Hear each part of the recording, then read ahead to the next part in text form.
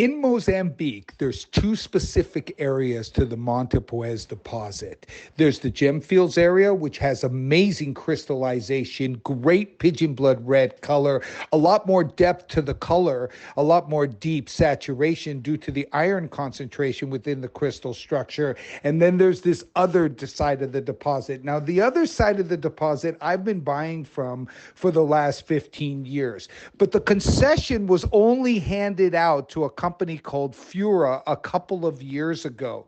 Now, this concession contains a different variety of ruby, and this is quite uncommon to have two varieties in one particular locale. But in this case, in this area, they have a very high concentration of chromium in the crystal structure as opposed to iron. So very little iron, very high chromium. Now, what that means is it creates high fluorescence. Fluorescence is what you'll see in the Burma rubies, the Lukian rubies of the world. It's just the material that glows, that becomes neon. And that's why we give it this, we a lot of times this particular material, when we do get it out of Mozambique, and it's extremely rare, we give it that Jedi distinction, because Jedi is like, Jedi Spinel. It's vibrant, it's alive, it's just immaculate luster.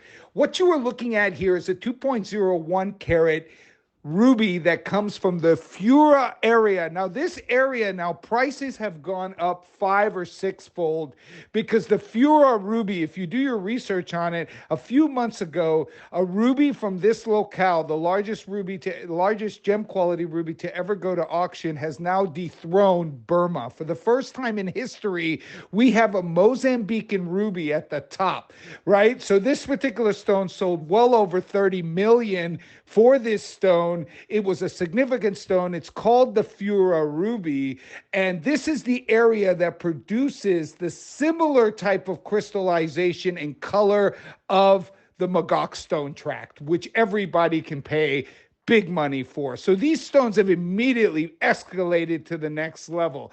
Now, I collect both sides. I like the Gemfield side because of the depth of color, but this is open. It is vibrant. It is pigeon blood red, but it slaps you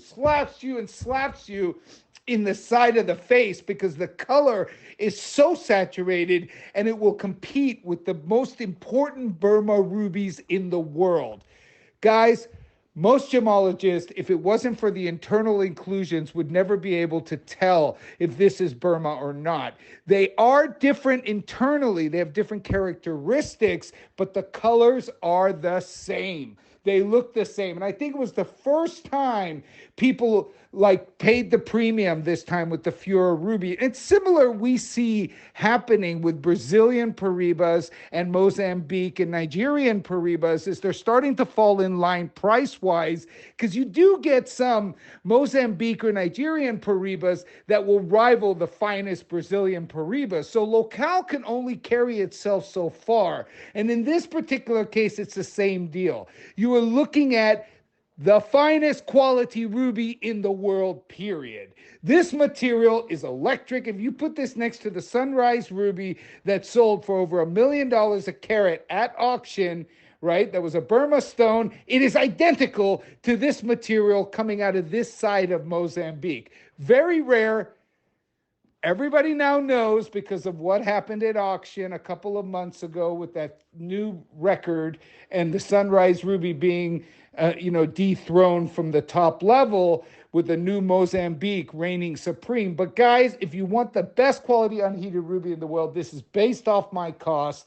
I got this 15 years ago, before people were considering this so valuable as they are today. I pass that savings on to my Don's Club members. So if you get this piece, look at it, enjoy it, wear it, and understand you are getting it for cents on the value of its true value in the market. I love the design Kat's done as well. 1.17 carats of flawless diamonds, all that perfect, they call it gypsy setting with dripping diamonds, right? You got the dripping diamonds, and it's the gypsy setting because you can't see how they set it. It's sort of like perfectly set with each other, aeronautically engineered to like overlap on top of each other. It sits on the hand beautifully. It's a significant piece of jewelry, elegant, wonderful, and super, super just top of the line.